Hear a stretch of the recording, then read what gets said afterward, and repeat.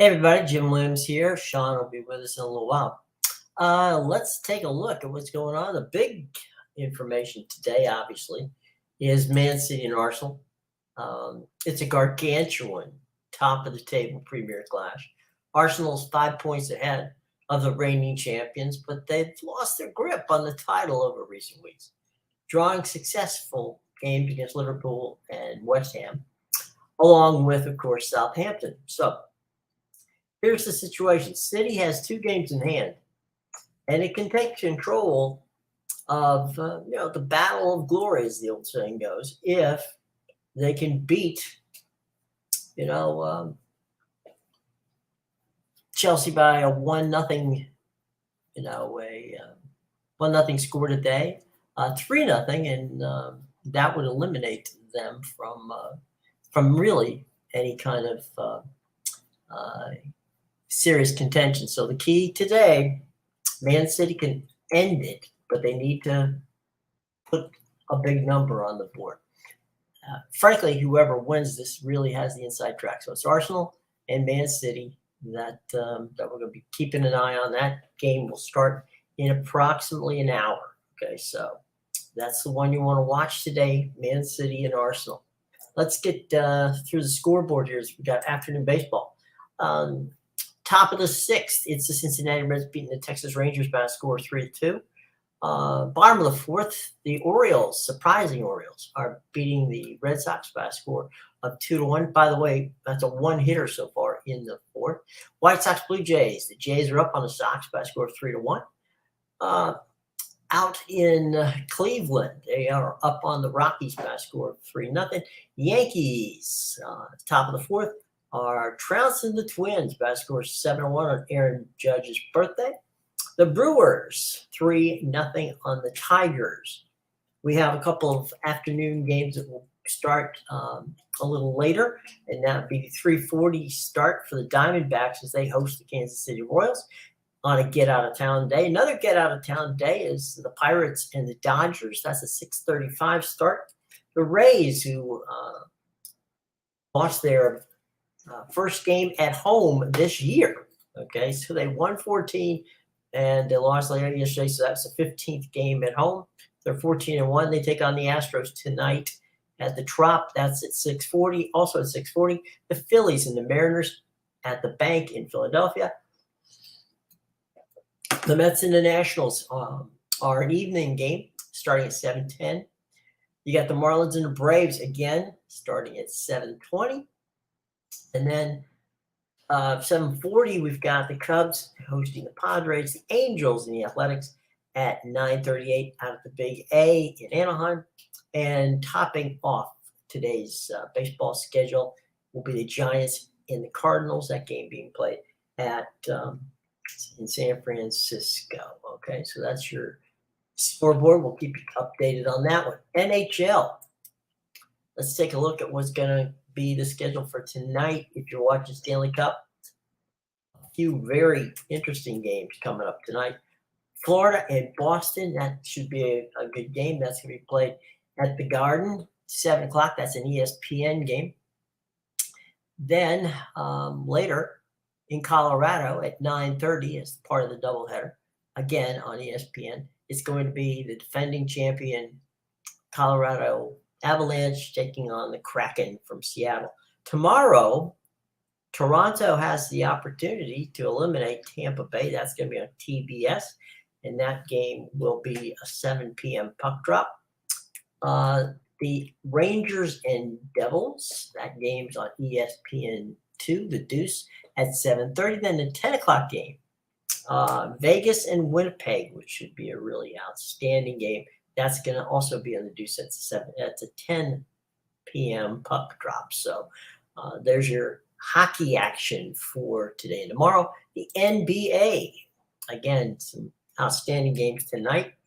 Gets underway. The Knicks, who have been the surprise, and no question about it, they have been the surprise team of the NBA this year, and they are the surprise team of the playoffs. They can end it all tonight with a win over the Cavaliers in Cleveland. That game, 7 o'clock tip on NBA TV. The Lakers and the Grizz, that one. The Lakers can end the series tonight in Memphis if they can take out the Grizzlies. That game is a tip at 7:30 on TNT. 9:30 again, back over on NBA TV. You got the Miami Heat and the Bucks, and there's the surprise. Miami leads the Bucks by a 3-1 margin. So if they can knock them off tonight, then it's over for the Bucks. If not, then they're going to go to South Beach for a game on Friday night. The nightcap, and this has been a fantastic series so far. It's tied at 2-2. The Golden State Warriors, the defending NBA champions, will be in Sacramento to play the Kings. Now, this is one of those games where, one of those series where you've got two teams who have, frankly, they've been able to win it, at home, but not on the road. So you got to figure, if the Warriors can take one here tonight, in that 10 o'clock game, it's going to be, that puts them in great shape as they head back to San Francisco for a game 5. So this is critical. This is a game 5 for game 6. If the Warriors can get by Sacramento tonight, then that puts them in the driver's seat to win out. If Sacramento, on the other hand, takes the game, that puts the pressure on the Warriors going back to San Fran. So that's what we got tonight in the association. Let's check on some headlines here. Jalen Brunson has turned his playoff weaknesses into a strength, as we know, for the wonderful New York Knicks. They've been doing some really good work out there. The NFL mock draft, 3 quarterbacks in the top 4. Now, this is supposed to be a huge year for the quarterbacks, and we'll see. At this point in time, here's where everybody thinks it's going to happen, okay? And that is that Bryce Young is a lock for the Carolina Panthers. He's going to be the first draft choice overall. Of course, Bryce Young playing his football under Nick Saban at Alabama. So they're expecting that he's going to be the first round draft choice tomorrow night at the NFL draft in Kansas City. CJ Stroud is, someone who could be the number 2 pick, but at the moment, you don't know. And here's the top 10 mock draft from Joel Kraft at Fox Sports. He says Carolina's going to take Bryce Young, Alabama. The Panthers are very excited about it. He says he agrees that with this pick, because Bryce is the top quarterback available, his process of information on the field is quick, and he's a magician when he gets the ball. He can rush. He can also do well in the pocket. So Bryce Young's got all the skills to make it work for the Carolina Panthers. We'll see how that works out. Houston, Texas. Now they could go. The Texans could go with C.J. Stroud out of Ohio State. Now Stroud, he's a bona fide franchise quarterback, according to Clot of Fox. I don't know whether I agree on this, but name me the last quarterback from Ohio State that was successful. It's been a long time, my friends. So I'm not so sure about that. But Houston is likely to take C.J. Stroud, quarterback out of the Ohio State University. Arizona Cardinals, Will Anderson. It's a good choice. Will Anderson is an edge rusher from Alabama. Probably the best defender in the draft. He's as I said, he really isn't a guy who puts his hand down in the grass and rushes. He's an edge rusher. So basically he stands up and comes off the edge. Either they line him up on the right or the left side, and we'll see how that goes. Here's a surprise to me, and I'm a Gator fan, but Anthony Richardson, who really didn't have a good season last year. I mean, let's be honest. The Gators were 6-6. That's, un-Gator-like. And Anthony Richardson is, no one's going to argue that Anthony Richardson is not a phenomenal athlete. He is. but he just didn't have a good season, the senior season. And to be the 4th overall pick, he had a heck of a camp, and he really looked good out at the draft combine. But man, the 4th overall pick, the Indianapolis Colts, Anthony Richardson. Ooh, it's a stretch, but hey, stranger things have happened. They like him, and they feel that he's going to be.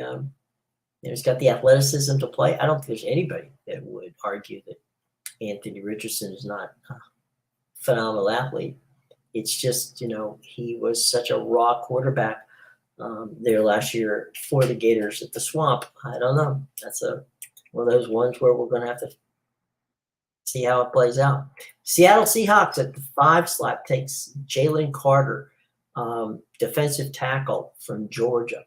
Now, Carter is, he's had some off the field issues, but overall, Pete Carroll is the kind of guy who takes people like that and molds them into phenomenal athletes and phenomenal people off the field. So maybe it'd be a good thing. So we went through the first 5 picks. We haven't gotten out of the SEC yet, guys. So that's kind of an interesting thing, kind of touches where the power is. And we're going to make our first trip out of the SEC, and that's to the Pac-12, where the Detroit Lions is expected to get Christian Gonzalez, cornerback, Oregon. He is a beast. He's one of the best cornerbacks that we've seen in many years. The Lions basically need a lot of defensive help. Now, on the offensive side, they're playing pretty well, so that's a good thing. But defensively, not so much. They have a chance with Aaron Rodgers moving, from Green Bay to win that division. I mean, frankly, you got to think that the Detroit Lions and the Minnesota Vikings are, neck and neck in that situation. So Detroit picking a cornerback because they do need offense. They don't need, they do need defense. They don't need offense. Should be quite a good addition there. So we'll see. Christian Gonzalez, if he's on the board at that point, cornerback, Oregon, can't argue with that. He's the best defensive back in the draft. Let's go to Las Vegas in the number 7 slot. That's Devin Witherspoon, also a cornerback, but out of the University of Illinois. Now, he's a little bit of the best way to put it is that he is physical, but he's not as quick. So does that mean he's not going to be good? No, it just means that he plays a different style than Gonzalez plays. So, he's number 2 on the depth chart from quarterback spot, University of Illinois to Vegas, Devin Witherspoon. The Falcons, who need a lot of everything. Atlanta's going to go with Tyree Wilson. He's an edge rusher out of Texas Tech. The Falcons need to get the quarterback quick. Defensively, they've got a lot of pressure on the quarterback from the inside. They just don't have it from the outside. Tyree Wilson is a tremendous athlete. He's got a lot of upside. He's got great length, got great athleticism. He's tough against the run. He would certainly be a guy who would help the Falcons. The problem is he has had some health issues. He's going to have to stay healthy to be a helpful guy to the Falcons. So Texas, Tyree Wilson puts the Big 12 on the board. The Ohio State University is where the Chicago Bears are going to go, and that's to get an offensive tackle. And they're going to get Paris Johnson, offensive tackle at the Ohio State University. He should know. I mean, Jason Fields, who was there at quarterback, was also with him at Ohio State. So, if you're going to put your chips in the middle of the table, and if you're going to ride with Justin Fields, he's got to be protected. So, your blindside tackle is your guy, and Paris Johnson from the Ohio State University is a very, very good offensive tackle, probably the best offensive lineman in the draft, and he certainly will help the Bears' offensive line And he knows, as I said before, his old teammate Justin Fields, who is the quarterback for the Ohio State Buckeyes now, potentially, according to Fox, very good chance that he's going to end up in the 9th position with the Chicago Bears. Rounding out the top 10, the Philadelphia Eagles is going to go for a running back, and that's Bijan Robinson from Texas. Now, man, I don't know. This one is a tough one for me. What Fox thinks about the Eagles' best roster in football, but they do have to have some running, and they like Bijan Robinson out of Texas.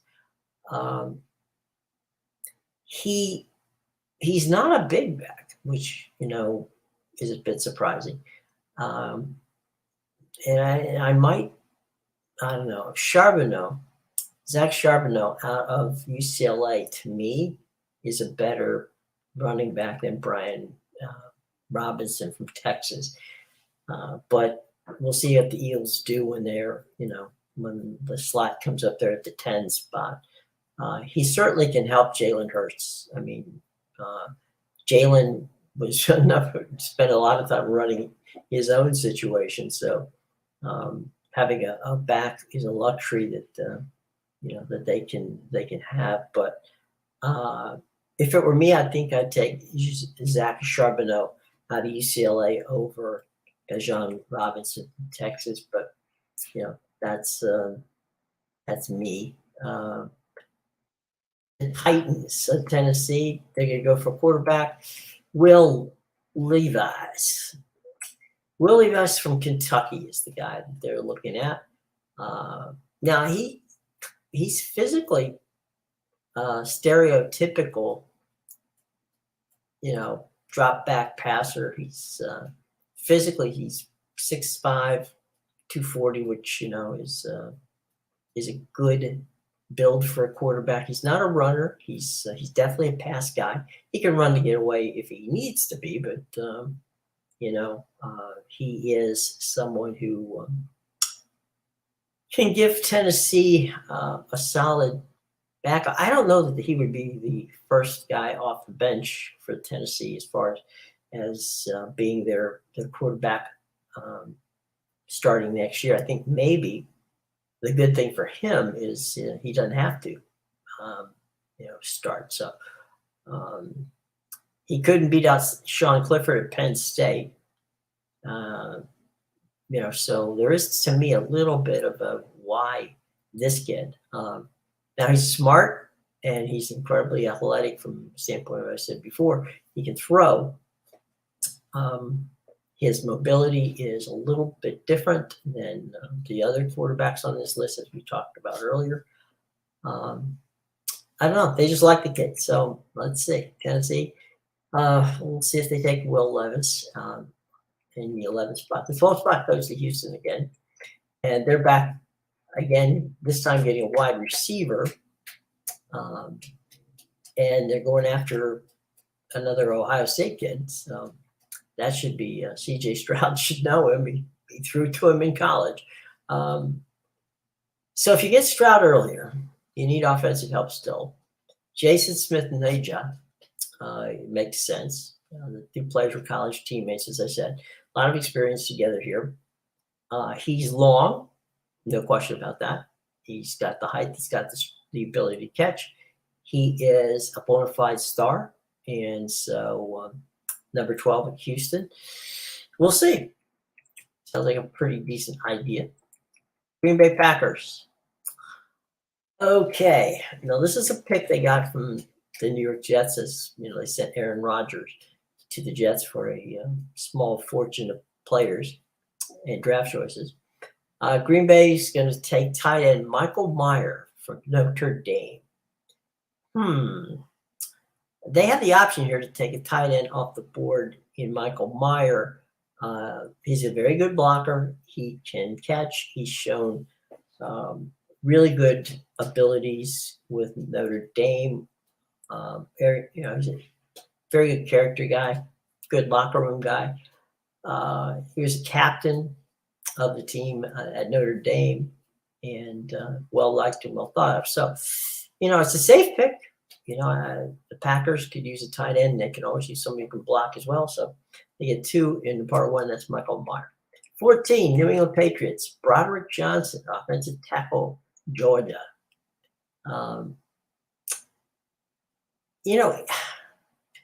I can see New England trading out of this spot, 14, because they can get an offensive tackle in the second round. They don't really necessarily need an offensive tackle, but not disagreeing here with Fox, but I think that if we're going to see a team at this point that's going to move down in the draft, I wouldn't be surprised that Belichick and the Patriots move down. The New York Jets in 15. They can go for an offensive guard, which makes a lot of sense. You just got your your quarterback in Aaron Rodgers. You got to protect the man, and they're going to go with Pete Skonowski, an offensive guard out of Northwestern. He is probably the number 1 guard in the draft, and he's a big guy. He's 6'8" and about 295. So his job protecting Aaron Rodgers, and probably not a bad idea at this point. 16, Washington Commanders. They're going to go with the cornerback, Joey Porter Jr. out of Penn State. This is a good kid. He's a lot of help. He's, on defense. They need a lot of help. Joey Porter can do it. He is possibly the right person at the right time for them. He is a Deion Sanders kind of cornerback. Okay. He's got a lot of length, got a lineage. He's great with his hands. He may get picked earlier. Okay. He certainly may be picked earlier. But if he can fall down, to the 16th spot, best athlete on the board kind of situation, Ron Rivera is going to definitely want to take Joey Porter Jr., Penn State in the 16th spot. Moving down to 17, that's your Pittsburgh Steelers. They're going for an offensive tackle, and they do need offensive line help. Darnell Wright of Tennessee is coming to Pittsburgh, according to Fox. Unfortunately, the Steelers probably would like to have Joey Porter Jr., but as we just said, he's likely going to be gone. But if he isn't, they'll take him. If he is, they're going to go with Darnell Wright. As we said before, they definitely need some offensive line help, and Darnell Wright is from Tennessee. That's a fantastic offense he played there. He knows how to protect the quarterback. That's his job. So we're looking for him. 18, and that's Kayla Cansey, defensive tackle from Pitt, going to the Detroit Lions. A good pick, actually. He did a lot of good work for Pitt last year, and we'll see. Kayla Cansey would be a good pick. Really super productive, high engine kind of guy. Played in 30 games for Pitt. Didn't get one minute, wasn't hurt at all. His behind the line of scrimmage production as a tackle spot is very rare. You really see somebody like that. He's explosive, and he's going to help that defensive line of the Detroit Lions. He is a beast. So if they can get a hold of him, they'll be fine. Baltimore Ravens going to take Nolan Smith. He's an edge rusher out of Georgia. The Ravens have prided themselves year after year on picking really good defensive players, especially edge rushers, linebackers. We all know Ray Lewis and the beasts that they've had on their defensive line. Nolan Smith, the edge rusher out of Georgia, he is right there. He will fit in Baltimore really well. He's not one of those guys that puts his, as we said before, not a guy who puts his hand down in the dirt. He's more of a guy who's going to come flying at you from all sides. So keep an eye out for Nolan Smith. I wouldn't be surprised if Nolan Smith got picked prior to the number 19 spot, but we'll see. Fox says that's where he's going to be. We'll see. I had to get a little water there, folks. Okay, in the 20th spot, that's the Seattle Seahawks. They're going edge as well, and they're going south as well. They're going to take Clemson's Myles Murphy. Now, Myles Murphy was highly recruited and very active. He's a good athlete. He's better and has become better at defense. Now, he was a linebacker at first, but then when they decided to move Jalen Carter to the interior line, they decided, you know what, let's take Myles Murphy, flip him from the defensive line and put him out on the edge. And, Kirby Smart, not Kirby Smart, I'm sorry. Dabo Swinney, the coach at Clemson, knows what he's doing in that regard, and he saw Myles Murphy on the edge do some fantastic work for the Clemson Tigers. Meanwhile, 21st position, that goes to the Chargers in Los Angeles. Quentin Johnson, wide receiver, TCU. This guy, Quentin Johnson, is probably the best outside the numbers receiver in the draft, okay? Those of you who are not familiar with that term, outside the numbers is usually your speed guy. He's the guy who's going deep. You got Justin Herbert, phenomenal quarterback, great arm, probably one of the best arms in the entire league as far as throwing the deep ball. And he hasn't had any deep receivers. I mean, he's had some, fantastic players on the team, but not necessarily any deep receiver. With Quentin Johnson from TCU, he's getting himself the kind of guy that Justin Herbert needs. And as I said before, he's your outside the numbers pass receiver, wide receiver. So keep an eye out the number 21 slot. Don't be surprised if Quentin Johnson isn't there by the time the Chargers pick. But if he is, definitely a choice. Buccaneers. Lucas Van Ness, an edge rusher out of Iowa. Now, the Buccaneers, don't be surprised if Jason Licht trades. The Buccaneers are in a position where, they can get some defense, and they really want more draft choices. So my guess is that, if a quality player is there at 22, the Buccaneers will be more than happy to take someone like a Lucas Van Ness or any number of people that we've listed already on the defensive side.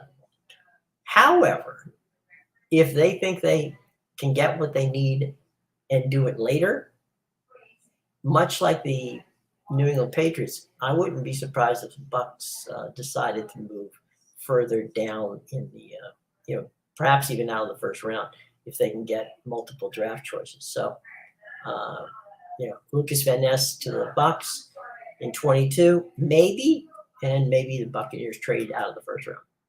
Minnesota Vikings running back wide receiver, Jordan Addison out of USC. Jordan Addison's a fantastic wide receiver. He's a little undersized. He's more of a slot guy. He can play outside of the numbers if he needs to, but I'd rather, frankly, I think he's going to be a slot receiver, which is not a bad thing. It's a good thing. And certainly the Minnesota Vikings and Kirk Cousins can use a slot receiver. So don't look for him to play outside. Look for him to be inside. And if Jordan Addison from USC is around on the 23rd pick, he will become, hopefully for him, a Minnesota Viking. Jacksonville Jaguars. They're going defense. They got all kinds of offense. They don't need that. So the Jaguars are going to make, a short trip for Brian Branch, cornerback from Alabama, coming down I-10 from Alabama over to Jacksonville. The Jaguars, have improved a lot. We know that, but they really still need some help on defense. This is a hybrid position that they're going to put him in. It's what Minkah Fitzpatrick, who is a beast, who plays for the Steelers, played at Alabama. And Saban, liked using Brian Branch in that same kind of Mika Fitzpatrick role. And so, look for, again, he's a cornerback, but he's not really a cornerback. I mean, he's kind of like a cornerback slash lineman. Linebacker slash safety. I mean, that's what Saban has done with Mika Fitzpatrick and some other players like that. So Brian Branch is not your stereotypical cornerback. I mean, he can play that position and does it very well, but he also can play the run. He can play, he can cover tight ends. He can do a lot of things and do it well. So, which is not what you normally see in a traditional just cornerback. So if he's still there, Brian Branch would be a good choice for the Jacksonville Jaguars, who, as we said, can use a little defense.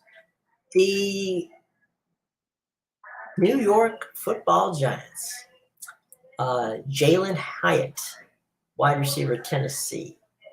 Well, it makes sense. The Giants could use wide receivers, and Tennessee has had some really good wide receivers in the past few years. They tend to go with long guys who have, they're tall, they're fast, and again, mostly not outside the number guys. Those are usually a little smaller, speed demon kind of guys.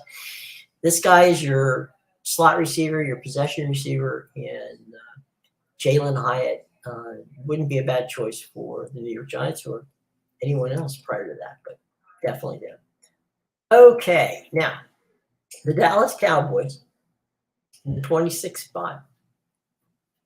He says, meaning Fox Sports says, Dalton Kincaid, tight end, Utah. This guy's potentially a steal. Okay. Dalton Kincaid is absolutely a phenomenal blocker. He's a flex tight end. He, is with Cam Rising. Cam Rising, I mean, he and Cam Rising, the two of them together. I don't know if you remember the game between Utah and USC that was played at Utah. It was a phenomenal game.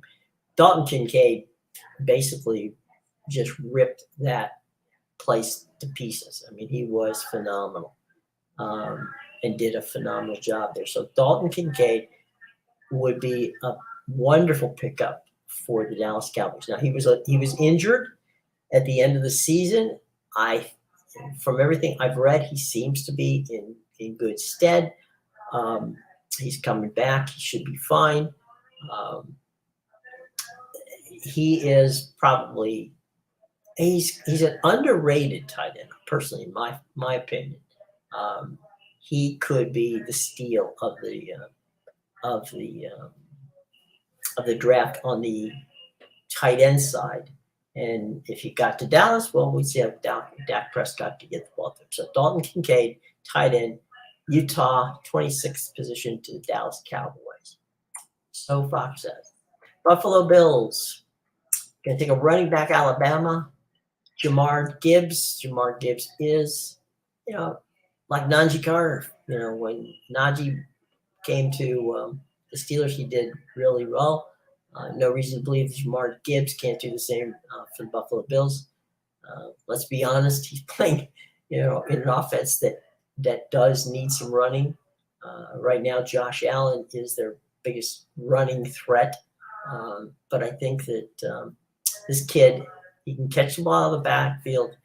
He's easily good for 30 to 40 catches in a game. Once the ball is in his hands, he's an elusive guy. He's tough. He's physically difficult to bring down in space. He's not necessarily a power runner. He's a back that runs between the tackles. But you know what? He could be a surprise for Buffalo. So Jamar Gibbs, running back, Alabama, 27th position, Buffalo Bills. 28th position, that belongs to the Cincinnati Bengals. They're going tight end. They're going Darnell Washington, Georgia. Good pick. He fills a need. Cincinnati is in need of a tight end. Darnell Washington is a big boy, good blocker. as you would expect, because he played for Georgia. He knows how to win, and he's been around the SEC, so he's seen those edge rushers we've been talking about. He knows how to take them down. So not a bad. He's a blocking. He can block. He's not really blocking specialist, but he can. He's a flex out guy, so he can give you some routes. I mean, he's one of those tight ends that you can line up in the slot and use. So he's a very versatile kid. And so tight end out of Georgia, Darnell Washington, Cincinnati Bengals. That's pretty good. That would be, I'm sure they'd be happy if they got it. 29th position, New England. So New Orleans Saints in that position. Brian Brees, defensive tackle, Clemson. Clemson's had some beasts on the defensive side of the ball, and Brian Brees is one of them. He had an ACL issue. Unfortunately, his sister, Ella, passed away from cancer. She was only 15 years old. He personally got sick with a kidney infection and didn't get to play some of the time last year. But he's been able to build himself back. He's going to be an excellent pro. Not necessarily right off the get-go, but the Saints don't need him to be one of those guys right from day one. So we'll see how it works out. He might be one of those guys who falls, but it's a steal. Philadelphia Eagles in the 30th spot are going to go after cornerback out of the state of Maryland, playing for the Terps, Dante Banks. Now, Dante Banks is someone who can absolutely fly. He can play corner. He can always be used, as well on punt and kickoff returns. He's one of those guys who he had a shoulder injury once in 2021. He played well through it. He came back in the 2022 season, and he's one of those guys at corner who we talked about, a Dion corner, who's a guy who, he jumps routes and usually taps the ball away from you and not necessarily as a tackler, but push comes to shove, Dante Banks will tackle people. But he definitely is one of those guys who he's going to fit well because he can play special teams. He can play corner. So he's in a myriad of opportunities there for the Eagles. They already have the most talented roster in football, so why not just add another good one too? Kansas City, 31 on our list. Zach Flowers, wide receiver, Boston College. Now, giving Patrick Mahomes another wide receiver is a very good chance. If Zach Flowers is around at that point, it should be interesting. He's explosive. He is a guy who could have made a lot of money staying in school because a lot of people wanted to throw some NIL money at him. If you spoke to the coaching staff at Boston College, they would tell you that Zach is an elite player. He's going to be in the NFL. He possibly, as we said, could be in the first round at 31 position. He did fall down to the second round, but he's still got the speed, the ability to block. He's very good on running plays as a block. This is a guy who really is passionate about playing and would fit Andy Reid's system really, really well. So that's your look at the NFL draft, which we know will be tomorrow's first round. It's on the NFL Network. It's on ESPN. It's on ABC. You can get it on Fox Sports Radio, ESPN Radio, CBS Radio. My recommendation, if you're not one of those people who just has to be a geek and see everything, I would go to CBS Sports HQ. Download it. It's free. It's going to be on your phone. You put it on your connected device and television. You can get it anywhere. It's not a lot of stuff that's a lot of junk. It's a lot of really good old school talk. You're not getting a lot of people whose opinion you don't really care about. They definitely have a really wonderful opportunity. So I would strongly suggest downloading CBS's app. It's a great app on your phone. You can look at it in tablet. You can also check it out on your connected TV. So draft tomorrow starts at 8 o'clock on ABC, ESPN, and the NFL Network. And of course, we know that that they will be playing in the draft again on Friday night, where it's rounds 2 and 3, and then everything else is on Saturday. Let's take one last look at the scoreboard before we get out of here today. Bottom of the 8th, Cincinnati Reds still leading the Texas Rangers still by a run 3-2. Red Sox are losing to the Orioles by a score 4-2 at this point. And that game's in the 6th. Also in the 6th, the Blue Jays lead the White Sox 4-0. Again in the 6th, the Guardians 3 and the Rockies 1. In the Bronx, man, they are just pouring it on. The Yankees 11, the Twins 6. I'm sorry, the Twins 3 in the 6th. In the top of the 4th, Brewers seem to have control over Detroit. Whoa, wait a minute. They just changed that score literally as I was reading it. It's now 5-2. It was 5-0. So the Tigers have bounced back for a couple of runs.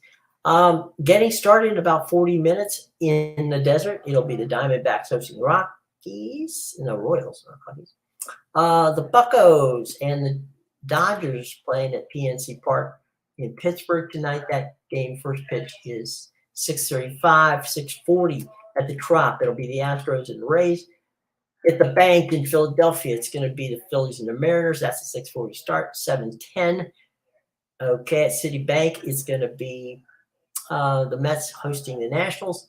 The Braves at Truist will be hosting the Marlins. That's a 7:20 start. 7:40 start, Cubs and the Padres at Wrigley. At the Big A in Anaheim tonight at 9:38 Eastern Time, first pitch, Angels and the Athletics. And closing out our schedule of baseball for today at 9:45. It'll be out in Chinatown in the beautiful ballpark out there. It'll be the Giants and the Cardinals. Giants hosting the Cardinals out there. Mats against DeStefani. So there you go, gang. All right. We've had a fun opportunity to take a look at the draft and see what's going on. It's been entertaining. We will be getting back our buddy from, we'll be getting back tomorrow and having Sean back. And we will also have Amadeus back. So the boys will be back in town. Don't forget, this big game in soccer this afternoon, Man City and Arsenal. So keep a lookout for it. And as we said before, it's likely to decide who wins this year's, Premier League. So by all means, keep a lookout for it. So for my buddies, Sean and Amadeus, I'm Jim. We'll see you tomorrow, guys. Take care.